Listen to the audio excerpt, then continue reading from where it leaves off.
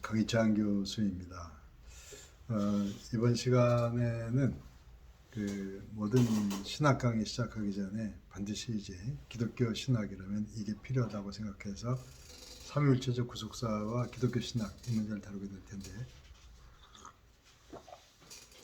여기 들어가기 전에 보통 우리가 구속, 구원, 대속 이렇게 얘기하는데, 교회 설교할 때나 기도할 때도 구속하신 주님, 구원하신 주님, 대속하신 주님 이렇게 얘기를 하죠. 이걸 어떻게 좀 구분하느냐? 편의상 일단은 구원은 그냥 포괄적으로 구원하다. 전쟁에서 다친 줄 알았는데 이기겠다. 그것도 구원이고, 배고파 죽는 줄 알았는데 밥 먹게 됐다. 그것도 구원이고, 기독교적 구원도 구원이고, 좀 포괄적으로 쓰는 게 구원이에요. 구속하면 보통 이제 구속은 다른 데서는 잘 안 쓰고, 신앙적 기독교적 구속 얘기하면 속 자체 구속, 하나님 편에서 이렇게 구해내서 그쪽 것으로 삼았다. 돈을 줘서 샀든 뭘 줘서 샀든 간에 그쪽에 속하게 됐다는, 속이 그런 속은 아니지만, 그래서 영어로 redeem을 구속이라고 그럴까요? 그래서 구원은 어쨌든 간에 어려운 상황에서 빠져나왔다는 그런 전반적인 느낌이 있고, 구속은 하나님 것으로 사가셨다거나 우리가 하나님께 속했다 이런 느낌이 있고, 대속은 우리가 당해야 될 심판을 그리스도께서 대신하셨다는 그런 대신. 그러니까 구원에 있어서 전반적인 말을 구원이라고 한다면은, 구원받은 결과 세상에 속한 사람이 하나님께 속했다, 구속에 약간 느낌이 있고, 그걸 우리 스스로 못해서 대신 누구의 희생으로 했다면 대속, 이런 쪽으로 좀 구분해서 활용되는 것 같아요. 그래서 그 정도로 알면서 들어가 보죠. 삼위일체적 구속사와 기독교 신학. 그러니까 삼위일체적으로 하나님께서 우리를 구해서 자기 것을 만드실 때 삼위일체적인 과정이 있었다, 이렇게 생각해도 좋을 것 같아요. 그러니까 성부, 성자, 성령께서 우리를 구원하시는 역사적 과정이 구원사. 그래서 삼위일체를 기독교적으로 어떻게 봐야 되는지 가장 기본적인 그 내용을 제시하려고 합니다. 그래서 이제 일반적으로 자유주의 시대에는 삼위일체를 다루지 않죠. 왜냐하면 이제 인간의 상식적 이성적 논리로 해서 삼위일체를 말할 수 없다고 봤기 때문에, 삼위일체는 기독교가 성경적인 신앙을 회복하려고 할 때 먼저 얘기할 수밖에 없는. 그래서 이제 사도 신조나 니케아 신조도 삼위일체적이고, 그래서 삼위일체적 구속사, 그것이 어떻게 기독교 신학이 되는지 가장 기본적인 그런 내용을 이 시간에 제시하려고 합니다. 내용을 보세요. 하늘에 계신 우리 아버지여 하시면서 예수님께서 제자들에게 기도를 가르치셨다. 예수님께서 이 땅에서 그렇게 가르치시는 동안 하나님은 하늘에 계셨다. 그러니까 하늘에 계신 우리 아버지 할 때 그렇게 기도하는 예수 그리스도는 이 땅에 있고 아버지 하나님은 하늘에 계시고, 그러니까 하늘에 계신 하나님은 예수 그리스도와 같은 분이 아니시다. 그렇죠? 그런데 예수님은 하나님만이 하실 수 있는 일을 하셨다. 죄사함이나 구원은 하나님만의 일이다. 그러기에 예수님은 하나님과 동일한 분이시다. 하나님은 예수 그리스도와 같은 분이 아니신데, 근데 예수님은 하나님과 동일한 분이신 것이다. 여기서부터 이제 문제가 생기죠. 분명히 하늘에 계신 우리 아버지 하면서, 아버지는 하늘에 계시고 성자 예수님 여기에 계신데, 예수님은 오직 하나님만 하실 수 있는 일을 하셨기 때문에 하나님과 같은 분이다. 예수 그리스도는 하나님과 다른데 같은 분이다. 이런 문제가 생겨요. 여기서부터 이제 인간의 이성적인 판단의 범위를 좀 벗어나는, 일단은 수학적인 판단을 넘어서는 문제가 생기는 건데, 그 다음 보세요. 우주 만물을 창조하신 하나님과 예수 그리스도를 통하여 이 세상을 구원하신 하나님, 그리고 성령을 통하여 현존하신 하나님은 한 분이시며 동일하시다. 그러니까 창조주 하나님, 구원자 하나님, 그리고 성령을 통해서 찾아오신 하나님은 다 하나님 한 분이신데 동일하다. 그게 다르면 안 되죠. 왜냐하면 다르면 신이 셋이 돼요. 근데 어쨌든 같은 분이신데, 그런데 성부는 성자가 아니고 성자는 성령이 아니시며 성령은 성부가 아니다. 성경을 차근차근 읽어보면 분명히 성부는 성자가, 하나님 아버지는 아들 예수 그리스도가 아니에요. 또 예수 그리스도는 성령이 아니고 성령은 또 성부가 아니에요. 그러니까 조금 전에는 아버지 하나님과 아들 예수 그리스도가 서로가 다른데 그런데 동일하시다. 그 다음에 여기서는 성부, 성자, 성령은 다른데 같은데 다른 분이다. 뭐 이렇게 나오는 거죠. 성부, 성자, 성령 사이 그런 관계를 피조 세계의 이성적 논리로 표현하는 데 한계가 있다. 그러니까 우리의 이성적인 표현으로는 한계가 있어요. 피조 세계의 경험, 관찰, 추론의 방식으로 삼위일체나 구원의 계시를 논하는 것은 기독교적 방식이 될 수 없다. 그러니까 이제 그 삼위일체와 예수 그리스도의 두 본성, 이 얘기를 우리가 이제 수학 공식 풀듯이 그렇게 얘기할 수 있는 게 아니라는 거예요. 그리고 우리가 신앙에 있어 거듭남을 얘기하죠. 거듭남을 얘기할 때 거듭나기 이전에는 머리로는 알지만은 마음으로는 몰라요. 근데 마음으로 믿음으로 거듭나서 살아계신 하나님을 알게 되면서 생각하는 게 많이 근본적으로 달라지게 되죠. 설명을 인간적으로 다 해낼 수는 없지만 이런 식으로 얘기하면 조금은 다른 걸 생각해 볼 수 있는데, 예를 들어서 과거에 뭔가를 기억해낸다고 합시다. 어떤 날에 뭘 기억해낸다고 할 때 그 기억이란 말이, 기억하면 한 가지인데 잘 생각해 보면 기억하게 될 때 기억하는 내가 있고 기억되는 과거의 그것이 있고 또 기억의 주체인 나와 기억의 대상인 그것 사이에 연결하는 기억이라는 그 움직임 자체가 있어요. 그것이 어쩌면 성부, 성자, 성령의 약간의 비슷한 비유가 조금 가능해요. 누군가를 사랑한다고 하면 사랑하는 주체가 있고 사랑받는 그가 있고 그 둘 사이에 사랑이 있고, 그러니까 사랑하면 한 사건인 것 같은데 잘 생각해 보면 세 요소가 들어있는 걸 알 수가 있어요. 그러니까 그것으로 성부, 성자, 성령을 다 말할 수 있는 건 분명히 아닌데, 어쨌든 그런 식으로 우리가 이제 그 수학적으로 1이냐 3이냐 이런 것을 넘어서서 좀 생각을 해봐야 된다는 그런 말씀입니다. 이런 것도 있죠. 그 고향을 누가 제일 잘 알고 잘 사랑하느냐 할 때 오랫동안 고향에 살았거나 고향을 많이 가본 사람이 고향을 사랑하고 그럴 것 같은데, 근데 사실은 말이죠, 고향에 한 번도 안 가보고 갈 수 없는 사람, 그런 사람이 가장 가고 싶을 거예요. 그러니까 이제 그 외적인 숫자와 그 실제의 어떤 그러니까 머리의 언어와 마음의 언어는 좀 다르다는 걸 알 수가 있어요. 그리고 사랑에 대해서도 진짜 사랑하면 사랑하는 사람을 대하면 머리는 스톱하고 마음이 움직이게 돼요. 정말 미운 사람, 증오의 대상이 나타나면 마음은 다치고 머리와 눈과 다른 데가 움직이죠. 그러니까 이런 것들이 어찌 보면은 우리가 가지고 있는 피조 세계의 이성적인 언어하고 다른 언어 사이, 또 거듭나서 알게 되는 그런 신앙적인 지식과 사이의 문제라고 볼 수가 있어요. 그래서 그거 더 이상 복잡하게 생각할 필요는 없고, 조금 전에 하나님 아버지와 아들 예수 그리스도는 서로 분명히 다른데 또 같다, 동일하다. 성부, 성자, 성령은 서로 동일하신 하나님이신데 그런데 분명히 구분이 된다. 이 정도를 기억하면서 피조 세계의 이성적인 판단 논리로 성부, 성자, 성령 삼위일체를 얘기할 수 없다.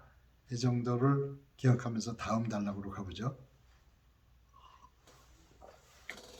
하나님의 뜻을 따라 동정녀 마리아에게 성령으로 잉태되시고 탄생하사 십자가에 돌아가시고 부활하심으로 우리 죄를 사하신 예수 그리스도와, 좀 길지만 이것이 이제 맨 앞에는 하나님의 뜻을 따라 아버지 하나님 나왔고, 그 다음에 동정녀 마리아와 쭉 한 건 예수 그리스도, 오순절에 충만케 임하사 성도의 공동체를 이끌어 가시는 성령. 그러니까 성부, 성자, 성령을 이렇게 셋으로 나눴는데, 그렇게 하는 사이에 어떤 그 하신 일들이 좀 구분이 됐죠. 구원사 속에서, 구원 역사 속에서 담당하신 역할과 관계 속에서의 개별성. 그러니까 우리를 구원하시는 과정에서 성부의 역할, 성자의 역할, 성령의 역할이 조금씩 다르죠. 그러면서도 서로를 배제하는 것이 아니고, 아들은 그렇게 십자가에 들어가시 부활하신 것이 아버지의 뜻을 따라, 또 오순절에 임하신 성령은 뭘 가르치느냐? 그 성부와 성자에 대한 걸 가르치죠. 그러니까 역할과 관계 속에서 개별성이 있지만 한 분 하나님이시죠. 구원사라는 한 구원사의 삼일체적인 과정인데, 그것이 그 안에서 성부, 성자, 성령의 개별성도 있단 말이죠.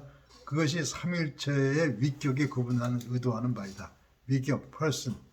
그러니까 person을 뭐 사람이라고, 사람을 person이라고 영어로 하기도 하는데, 그것이 여기서는 그렇다고 해서 성부, 성자, 그러니까 person을 성부, 성자, 성령의 three persons라고 얘기할 때, 그것이 뭐 사람이라고 번역할 수는 없죠. 위격이죠. 하나님 안에서의 구분되는 위격, 성부의 위격, 성자의 위격, 성령의 위격, 세 person. 자, 그 다음에 그런 구원사적 관계와 배경을 전제하지 않고 삼위일체의 하나와 셋의 관계를 합리적으로 논증하려는 방식은 성경이 의도하는 바가 아니요 기독교 신학의 방식이 아니다. 그러니까 피조세계의 이성적 합리적 방식으로 삼위일체 얘기를 할 수 없다는 그런 얘기죠. 인간에게 있어서 아주 중요한 이야기들은 숫자를 넘어서는 이야기라고 볼 수 있습니다. 어떤 이야기냐면 이런 게 있어요. 예전에 그런 걸 본 적이 있었는데, 어떤 대학생, 여자 대학생이 졸업할 때가 되고, 졸업하면 결혼도 생각해야 돼서 나이 든 교수님한테 가서 카운셀링을 했어요. 자기와 결혼하자는 남자가 있는데, 이 남자가 나를 사랑하는지 아닌지를 알 수 있느냐, 진정으로 사랑하는 건지 아닌지를 알 수 있느냐, 이런 질문을 했더니 나이 든 교수가 난처한 표정을 짓다가 그런 대답을 했어요. 그 남자친구가 너와 사귀는 동안에 엉뚱한 짓을 하거나 갑자기 바보 같은 짓을 한 적이 좀 있었느냐, 그런 걸 물어요. 그래서 그게 무슨 질문이냐면, 만일에 너를 진정으로 사랑한다면, 진정으로 사랑한다는 것은 어떤 머리로 따지는 이성적 합리적인 것을 뛰어넘어서 그런 것이 잠깐 스톱되기 때문에 바보 같은 행동도 할 수 있고 마음이 이끌리는 대로 엉뚱한 행동을 할 수 있다. 우리가 알기로 진정한 사랑이라는 게 어떤 머리로 생각하기 전에 마음에서 이렇게 움직여가는 거기 때문에 갑자기 바보 같은 짓도 할 수 있고 엉뚱한 짓을 할 수도 있다. 근데 그런 실수 전혀 없이 똑똑하게만 했다면은 주로 이제 머리와 판단으로 살아왔기 때문에 진정한 사랑은 아직 아닐 수 있다. 뭐 이런 내용을 얘기하는 거예요. 그러니까 피조세계와 합리적인 판단은 결국 인간의 이성에 머물러 있기 때문에 깊이 있는 신앙으로 넘어가지 못한 거다. 그래서 우리가 신앙적인 거듭남, 그리고 성령의 역사로 우리가 눈을 열게 되면 삼위일체적인, 또 하나님이시며 인간이신 예수 그리스도에 대해서 뭔가 믿게 되고 깨닫게 된다. 그러니까 단순히 이성적 판단의 문제만은 아니라는 거죠. 그러니까 기독교 신학의 가장 저변에는 이성과 합리를 넘어서는 차원이 있다는, 그것이 결국은 삼위일체의 문제예요. 그리스도의 두 본성의 문제이고, 그것이 없이는 하나님의 구원을 논할 수 없는 그런 얘기가 돼요. 그러니까 이제 기독교 신학의 가장 저변에는 이성적 학문적 논리를 넘어서는 차원이 있다. 자, 그 정도를 기억하면서 그 다음으로 가요. 예수 그리스도를 통한 삼위일체적 구원사 계시를 통해서만 우리는 구원받을 수 있고 하나님 말씀인 성경을 올바로 해석할 수 있고 믿을 수도 있다. 그걸 알고 거듭난 믿음이 있어야 성경을 바로 해석한다는 얘기죠. 예수 그리스도를 통한 삼위일체 하나님의 구원사적 계시를 전하는 말씀책이 성경이다. 그러니까 성경책이 그런 구원을 전하려는 거고 믿음의 맥락에서 전하는 거지 어떤 그 이성적 합리적인 판단의 대상이 되는 건 아니에요. 물론 이제 기본적으로 글자로 돼 있고 우리의 어떤 그 언어와 문장과 독해 실력이 당연히 필요하지만 그것만 가지고 되는 문제가 아니라는 얘기죠. 그 다음에 성경을 올바로 해석하려면 예수 그리스도를 통한 삼위일체적 구원사의 계시의 인도를 받아야 한다. 그래서 기독교인들은 예배 시간에 사도신경을 암송하는 것이요. 여러 교파가 함께 예배를 드릴 때에는 니케아 신조를 소리내어 함께 읽기도 하는 것이다. 사도신경은 주로 로마에서 그러니까 로마 캐톨릭이나 개신교권, 서방교회권에서 사용해 왔고 니케아 신조는 종교회, 그리고 동방정교회권에서 주로 사용해 왔는데 전체적인 지리적 판도로 보면은 니케아 신조가 쓰이는 지리적인 넓이가 넓은 셈이고 인구로 따지면은 아무래도 그 서구와 개신교권이 더 많을 것 같아요. 그래서 그 사도신경이나 이제 니케아 신조는 그런 의미에서 삼위일체적 구원사를 전하는 기독교 신앙 내용을 고백하는 내용이죠. 자, 아버지 하나님은 성령을 통하여 예수 그리스도 안에 계시된다. 성경은 자신이 삼위일체적으로 이해되기를 요구하시는 하나님을 증거한다. 그러니까 단순히 이성적 판단의 대상이 되려는 게 아니란 말이죠. 그런 맥락에서 성경은 기독교의 본문이요. 신학의 근거와 토대로서 본문이 되는 것이다. 여기서 본문이란 말이 앞으로 신학에서 가끔 나올 텐데 영어로는 텍스트죠. 그런데 텍스트라고 할 때 텍스트가 왜 주어집니까? 설교할 때 본문이 이거다 할 때는 모든 설교자가 주장하는 내용의 근거, 핵심적인 내용이 여기서부터 나온다는 거잖아요. 그래서 본문이죠. 그러니까 텍스트는 잘 생각해 보면은 성경의 본문을 제시할 때 진정한 텍스트는 본문을 통해서 전달하려는 하나님의 뜻이 될 거예요. 근데 잘못된 텍스트는 그 본문을 빙자해서 설교자의 의도를 전할 거예요. 그 궁극적인 본문은 그 성경 본문을 통해서 하나님께서 나에게 전하시려는 하나님의 뜻, 이런 것이 텍스트가 되겠죠. 좀 영어로 표현해서 the ultimate text, 궁극적 본문은 성령께서 그 성경 본문을 통해서 나에게 뭘 말씀하시려는가, 그게 텍스트가 되죠. 그러니까 예를 들어서 현대사회에서 동성애 문제가 상당히 심각한 문제가 되잖아요. 그래서 좀 진보적인 쪽에서는 그 문제를 가지고 전통적인 보수적인 교회를 이렇게 세상법 가지고 이렇게 공격하려는 그런 경우가 있는데, 우리가 전통적인 기독교적인 the ultimate text에 근거하면은 기독교는 동성애와 다르죠. 근데 그 ultimate text가 르네상스 이후에 어떤 개인의 인권이라든가 인간의 본성 이런 것들 자체를 낙관적으로 보는, 인간의 당연한 권리로 보는 그런 것이 그들의 텍스트라면 그들은 그 얘기를 할 수 있어요. 근데 텍스트가 the ultimate 텍스트가 성경이요 기독교 신학이라면 거기서는 거론할 수 없는 거죠. 그런 문제가 있어요. 그러니까 이제 the ultimate 텍스트가 다른 차원에서 세상의 그런 인권은 그런 얘기를 하는 것이고, 전통적인 기독교의 성경과 구원사적 본문은 그런 쪽은 받아들일 수 없는 것이고, 그렇다는 얘기예요. 자, 그 다음에 그런 삼위일체적 구원사와 성경을 근거와 토대와 본문으로, 근거나 본문이나 비슷한 얘기죠. 토대 신학이 기독교 신학이다. 피조 세계의 다양한 논리와 경험. 그러니까 그 동성애 거론하는 그 인간적 인권도 피조 세계의 다양한 논리와 경험에 해당되겠죠. 그리고 타종교 이야기에 근거하여 기독교에 대한 이야기를 할 수는 있겠지만 그것을 기독교 신학이라 할 수는 없다. 그러니까 우리가 기독교 신앙과 신학을 얘기하면서 성경적인 삼위일체적 구속사를 본문으로 삼고 설교를 한다면 동성애적인 설교는 하지 않게 된다는 당연하다는 얘기죠. 그 다음에 맞아, 그리스도가 구원자로서 기능을 수행할 수 있다면 그는 누구라야 하는가? 그 그리스도가 구원자라면 우리의 구원을 그리스도를 통해서 고백한다면 오직 하나님만이 우리를 구원하신다. 그러니까 우리의 구원자이신 그리스도는 하나님이시다. 구원은 하나님일 거니까 그리스도가 구원자라면 그리스도는 하나님이다. 성부 하나님, 성자 하나님이다. 그것이 곧 니케아 공회의 방식이요 아타나시우스의 방식이다.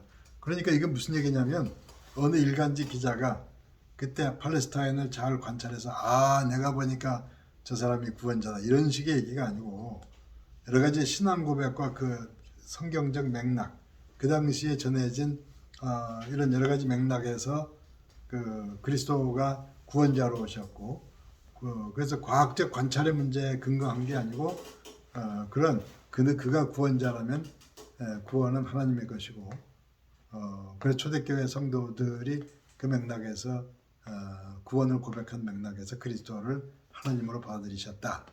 그래서 그는 하나님이시다. 이런 고백이라는 얘기죠. 자, 정통 기독론은 올바른 기독교 신학은 구원론적으로 기술된다. 그렇게 출발한다. 구원론적이다. 과학적, 객관적 관찰 방식이 아니라는 얘기예요. 그러니까 이제 믿지 않는 사람들이 성경을 읽다가 이게 어떻게 말이 되느냐 공격해올 때 그 사람들은 구원론적인 게 아니고 그냥 믿음 없는 합리적 논증, 객관적 관찰 방식으로 우리를 얘기해 오는 건데 그에 대해서 우리는 이제 과학도가 아니기 때문에 뭐 질문은 인정은 하지만 우리의 대답은 신앙 고백자인 게 될 수밖에 없어요. 특히 삼일체 같은 대답은 과학 기술적 합리적 논증으로 되는 건 아니죠. 그러니까 이런 식의 얘기가 돼요. 아주 어린 아이들은 사랑한다고 하면 안아주고 뭐 아이스크림 사주고 뭐 이런 게 돼야죠. 또 이렇게 해야 되는데 한 19, 20 뭐 한 중고등학교 돼서 짝사랑하게 되면은 뭐 아이스크림 안 사주고 안아주지 않아도 보기만 해도 가슴이 두근거리고 뭐 이런 사랑 같은 거를 아이들은 모를 거예요. 오히려 중고등학교 아이들이 아이스크림 사주면서 날 사귀자 그러면 이게 이상한 놈 아니냐 이렇게 해서 거부당할 줄 몰라요. 그러니까 그 삼일체적인 논증과 정말 그 사랑의 방식은 좀 다르다는 말씀을 드리려고 해서 그런 건데 어쨌든 간에 말이죠. 구원론적으로 기술된다는 것은 나도 모르게 내가 구원받은 믿음이 생기면서부터 세상이 달라 보이게 될 때 거기서부터 삼일체적인 구원사와 그리스도의 그 성부 성자 그 신성과 인성의 문제가 새로운 차원으로 다가오게 되죠. 그 삼일체 이런 신앙의 전제에서 우리가 설교를 하는 것이고 이 토대와 이 본문 위에서 신학을 하는 거예요. 그러니까 이제 근대 이후에 계몽주의나 자유주의 신학은 이런 것을 미신 비슷하게 거부하기 때문에 거부하거나 무시하고 출발하기 때문에 교회적 신학은 아니죠. 엄밀한 의미에서 현대 신학이라는 신학은 그 교회를 보존하고 옹호하려는 그 노력을 등지면서부터 본격적으로 현대 신학이 돼요. 여러분들 교회 다니면 여러분 교회를 올바로 이끌어가는 게 문제지 교회 자체가 그게 악의 집단이거나 잘못된 게 아니잖아요. 어느 시대나 그거예요. 그러니까 그 교회를 바로 세우려는 입장에서 신학을 어떻게든 해가야 되는데 교회를 오히려 등진 비판적인 입장에서 본격적으로 교회는 사라져 가야 될 어떤 그 불순한 종교 집단처럼 얘기하는 맥락에서 현대신학의 많은 분야들이 활약을 해서 교회 없는 하나님 나라를 얘기하다 보니까 그게 사회학적인 하나님 나라 이상은 갈 수 없는 그런 문제가 좀 있죠. 물론 현대신학을 통째로 다 비판하는 거는 그건 곤란한 얘기지만 현대신학의 어떤 조류는 진보적인 조류는 분명히 그게 있단 말이죠. 자, 밑에 봅시다. 니케아 신조와 칼스탄 신조는 그런 기독교적 계시를 나타내는 것으로서 무조건적이고 항구적인 기독교 진리로 여겨져 왔다. 그러니까 니케아 신조나 칼스톤 신조에 나타난 삼일체나 구원론, 기독론 같은 것들은 그때부터 이후로 무조건 이건 기독교의 진리다. 항구적으로 계속. 그리고 이제 그 얼마 이후부터는 이런 문제에 대해서는 교회 전체가 논의를 하지도 않았고 그럴 기회도 없었어요. 또 대부분 그것은 잘못된 이단적인 분파들로서 교회 정죄를 받아왔죠. 그래서 뭐 누가 와서 하나님께서 오셔가지고 공적 문건을 내걸면서 이후부터 논하지 마라 뭐 이런 건 아니죠. 어쨌든 그 니케아 콘스탄티노플 신조가 그때 이후로 기독교의 진리로서 인정되어 온 셈이에요. 그래서 이제 우리가 삼일체적 구원사나 이런 것도 전부 기본적으로는 거기에 그 당시에 그런 신앙 고백과 성경과 초대교회와 이런 거에 근거해서 기독교의 표준을 제시하죠. 그러니까 저도 여러분들에게 설교를 하든 뭘 하든 기독교의 그 The Ultimate Text에 대한 지식이 있어야 된다는 얘기예요. 그래서 그 신앙을 토대로 해서 설교를 하든 뭘 해야 한단 말이죠. 그 다음에 오늘날 대부분의 교회들의 전통에 있어서 니케아 신조와 칼스돈 신조가 성경의 본질적 가르침을 재진술한 것으로, 그 뭘 만들어낸 게 아니고 성경의 가르침들을 다시 전하고 하는 그런 것으로서 이렇게 목록화되고 신앙 항목 신조화된 것이 그런 거다. 그래서 우리가 삼일체적 구속사나 이런 것을 간단히 전하고 배우기 위해서 사도신경이나 니케아 신조, 거기에 나타난 삼일체적 구원사, 그리고 이제 성부, 성자, 성령 이런 내용들을 계속해서 되뇌이고 고백하고 공부하고 이게 계속 끊임없이 이어져 가는 가운데 설교도 이루어져야 되고 사상사도 공부해야 되고 또 복음주의를 말하든 에큐메니즘을 말하든 그렇게 진행되어야 한다는 말씀입니다. 그래서 첫 강의에 이런 기본적인 토대가 될 내용을 여러분들에게 전하고 오늘 강의는 여기까지 하겠습니다.